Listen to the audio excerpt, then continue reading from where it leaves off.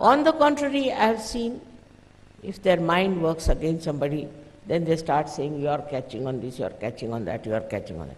Actually, the person who is saying that is catching. So, with this thing, one has to understand that if we are the true reflection of Adishakti, then we should be pure, absolutely pure, like the white snow. Even one black drop, that's why I wore today the white sari, falls on the white, it shows. You should be so white that anything, any minute black spot also should be seen by you and in others also to be felt by. If that height is achieved by pure life, by pure thinking, by pure heart, it is not necessary to manipulate anything. No need at all. It's all natural like the Mother Earth is. Does she manipulate anything? Nothing.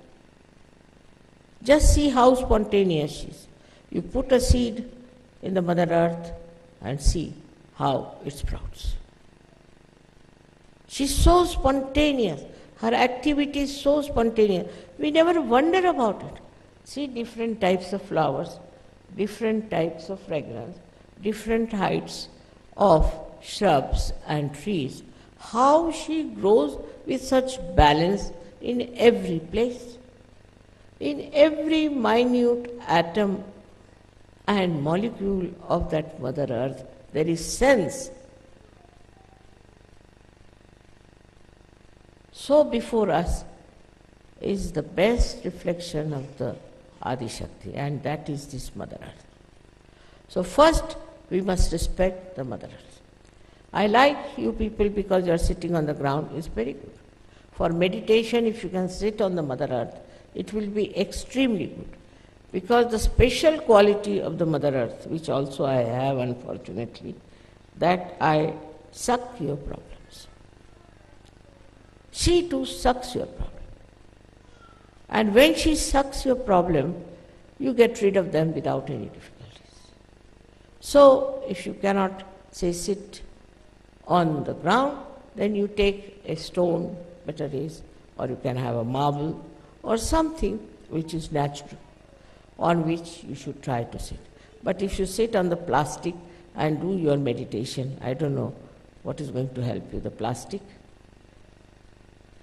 That's why I request you always that you use natural things, because natural things can absorb your problems very well. Unnaturally also we live otherwise. You see, it is on the physical line, also on mental line. On mental line, what do? That we go on arguing, explaining, it's going on and on and on and on. There's no end to it. One should get headache, you see, actually with all that. But if you are spontaneous, if you are very spontaneous, immediately you will know what the other fellow is trying to do or to say or to communicate. You don't need much thinking about it, because you can absorb even the thought of another person. Absorb doesn't mean that you take the bad thing of that person, but it's like the sieving out. You absorb what other person is saying and you sieve it out. Now the problem of this Adishakti is this, that I decided that I will have all of you enter into my body, absorb all of you. It's a very dangerous game, I know, but I did play, because I'm supposed to do at this stage of time that I should absorb you all in my body. So with you, all your problems are also gone into me.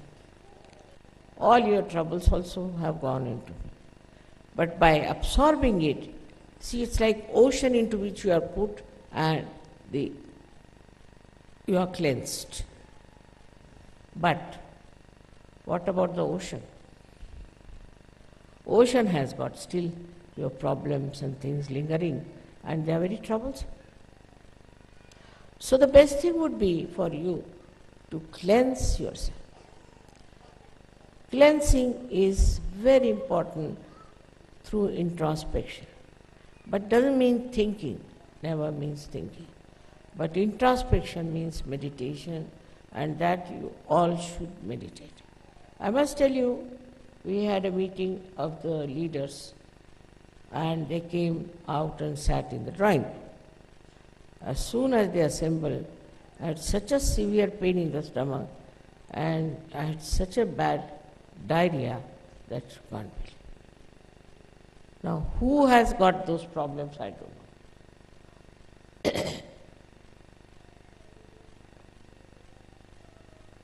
Who has brought these problems? I don't know. But as a mother, I don't mind anything, as long as you all get well and purified. Just like as the Mother Earth cares for you, I also care for you. And just like as the Mother Earth loves you, I also love you. Whether you are bad or good is not the point.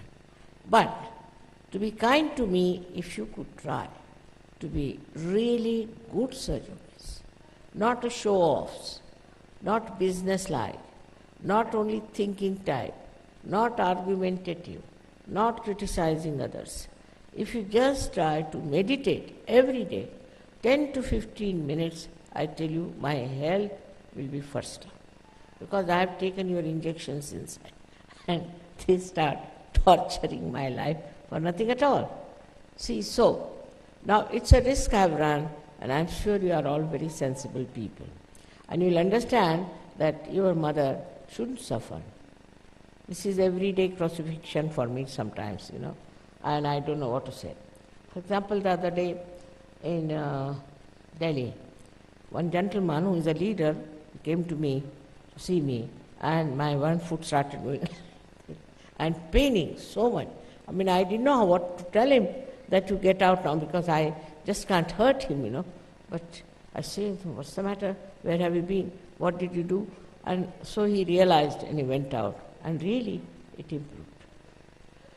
Nearness also, I think, has an effect, because if a man like that is, or a lady like that is full of problems, and she comes very much closer to my attention, then I have to take up the cross. It's like this.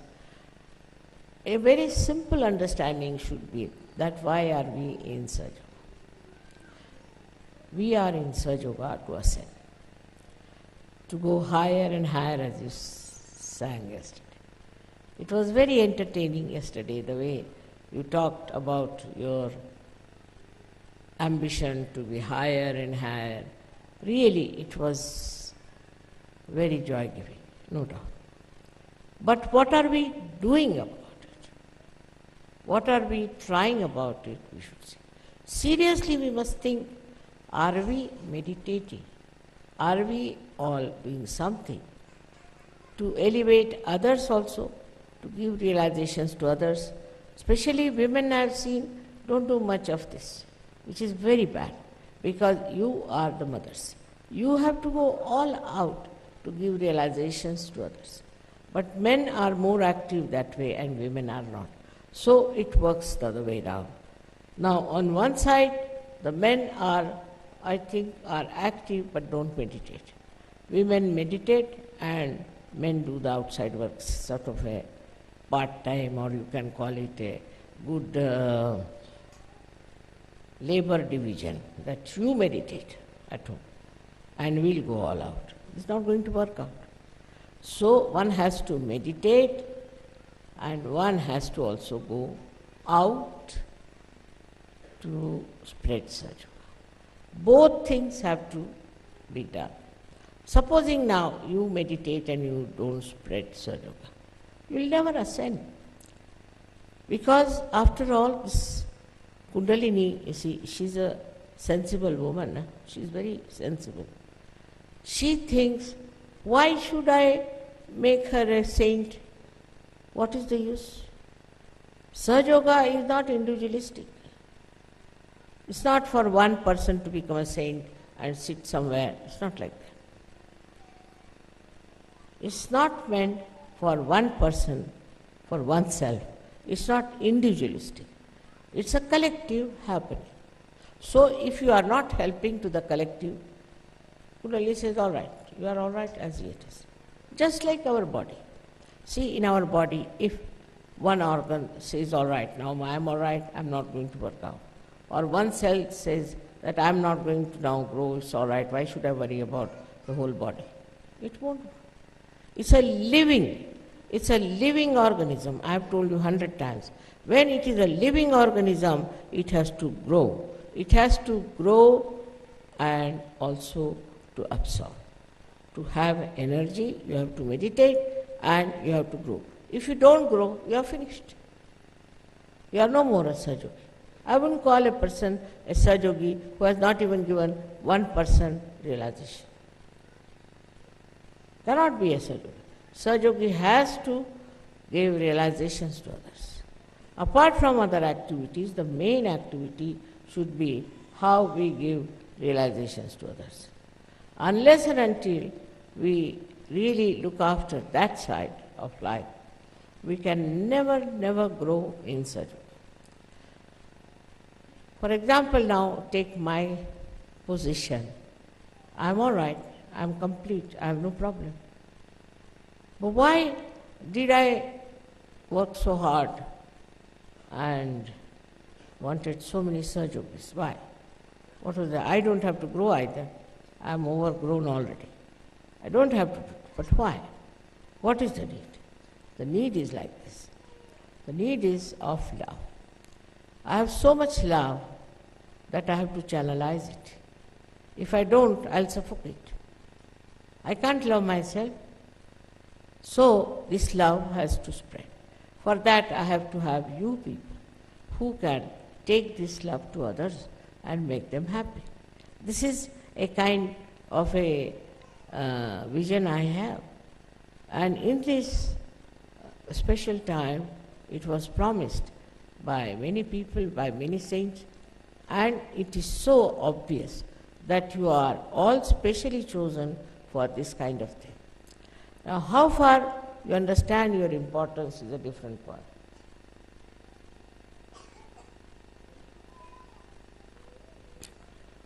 You do for your emancipation. All right, you meditate. But if you are not channelizing the love, the divine love, what is the use? Now supposing I repair something very nicely, I repair this machine nicely, put it right, everything, and I don't speak. What's the use of having this? In the same way, if you work very hard, I know people who get up at 4 o'clock, have their baths, do meditation, sit down in the night, again they sit down for meditation. But they never go out. They never talk to others. They never spread Sahaja Yoga. They do not give divine love to others. So how can this great problem of this world be solved, that it has no love? It has never known divine love. It has to be given to them. They have to feel this divine love, this power of Adishakti. They have to know it. Otherwise, you have been selfish, I would say, that you had a nice time having all this and you have not given to others. This is the reason why Sahaja Yoga sometimes fails to create a proper balanced personality in a human being. Some people are like this, that now supposing a Sahaja Yogi has married another Sahaja Yogi. Take a position like that. Now my desire is that they should develop a complete understanding of each other, love for each other, but love for Sahaja Yoga and for others. This is the only way we can justify marriage in Sahaja. Otherwise, why should they marry? But it doesn't happen like that. What happens is once they are married, then either they will quarrel, they will ask for divorce. If that doesn't happen, luckily, because in Sahaja Yoga it's so easy to get married, If that doesn't happen, then they start having their own family, their own homes, they becoming very small, very, very small, very limited. Did you come to Sahaja Yoga for that? You have to realize your responsibility. See this Mother Earth, how she knows her responsibility. She's just made out of nothing but soil, some mud. But look at her, how she's conscious, how she's particular, how she's careful. While you, though you have been blessed so much by everything, are you thinking of giving it to others? With 12 disciples, whatever was the problem of Christianity, it was nothing good job, I must say, but still, Christianity spread out. Islam was not a very good job either, it spread out. All those bad jobs have spread out so much, so why not the good job of Sahaja? It has to spread. It has to go to various places. Try and find out where you can go and talk about it and do something good to others and help them somehow to rise above this common existence of misery, unhappiness and destruction. The time is very short, and I think if you see the time, the rate at which we are moving is not proper. We have to be much faster, we have to go much ahead, and we have to create much more Sahajogis through our consistent, very intensive effort. But it's a side issue, by the way. Sahaja Yoga is by the way. And this is why we are failing in our responsibility. We have to learn from the Mother Earth. You might say that, Mataji, how can we be like you? After all, you are Adishakti. Many people say, you are Adishakti, so what? You see, with one finger you can move things like that. But why should I? Why should I? What is the need?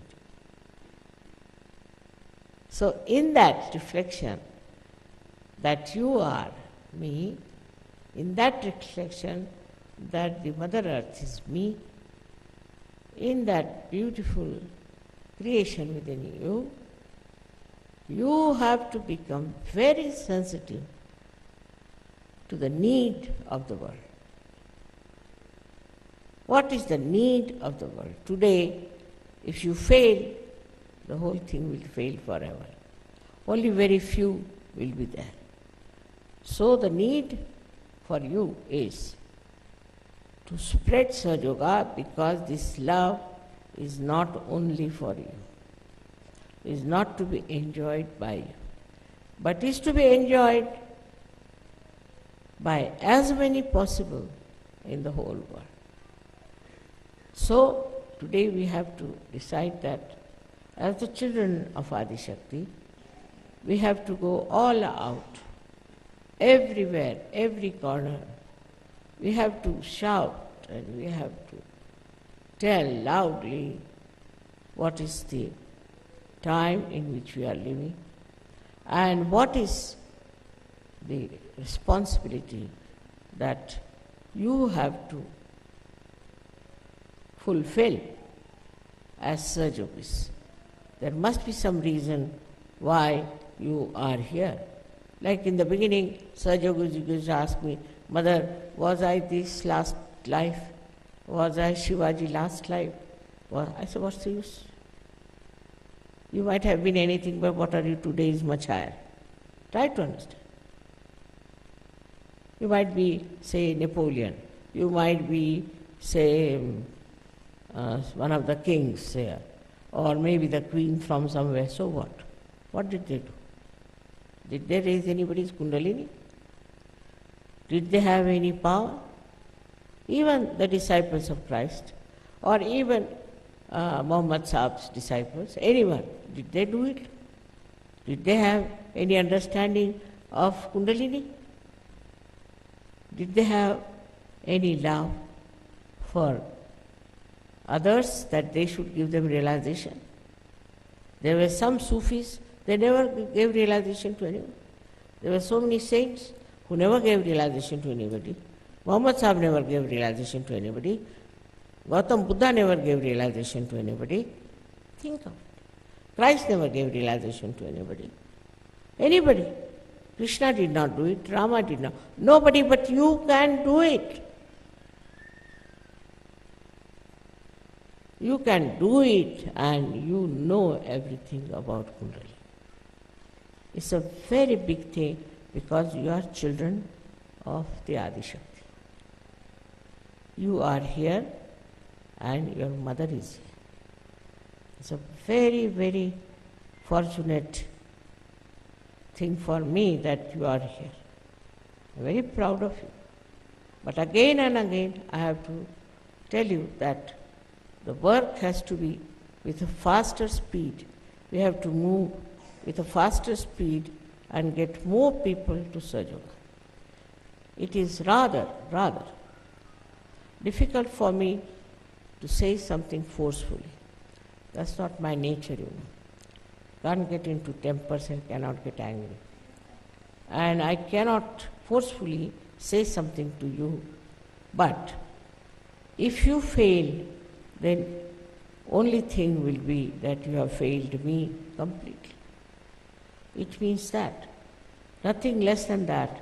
And if you don't want to do it, then I would request all of you to take a vow today that you will spread Sahaja Yoga and you will talk about Sahaja Yoga, know about Sahaja Yoga. There are many who don't know anything. Also it's very surprising there are Sahaja Yogis, they don't know anything. And don't create problems for me, like marriage, we can't now live with the wife, we can't live with the husband.